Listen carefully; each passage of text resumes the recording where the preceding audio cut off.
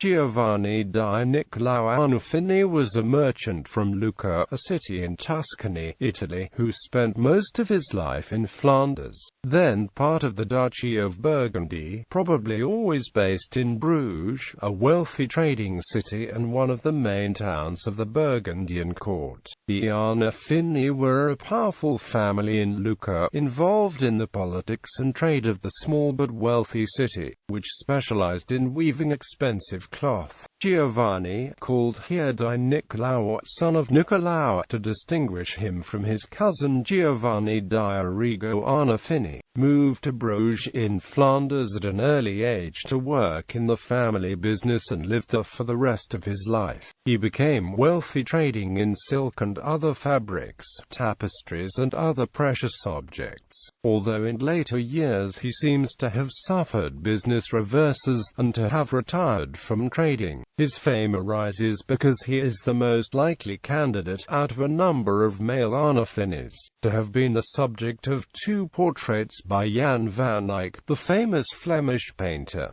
These are the Arnolfini portrait of Giovanni and his wife, dated 1434 and now in London, and another portrait, evidently of the same citoyen slightly older, now in Berlin. He was presumably born in Pamplona, where his parents lived, but neither the place nor the date are documented. He was sent to Bruges whilst still technically a child, as the first record of him is a letter from his father Niccolao in Lucca to his agent in Bruges in 1419 empowering the agent to emancipate Giovanni, that is, to declare him adult. Since there was no fixed age for this, it gives no real clue as to his date of birth. In the next few years Giovanni di Niccolao worked with a very successful Italian merchant Marco Guidiccioni, another Lucchese who was connected to him by marriage. Records of some of his dealings with the ducal court have survived, but these were probably only part of his business activities.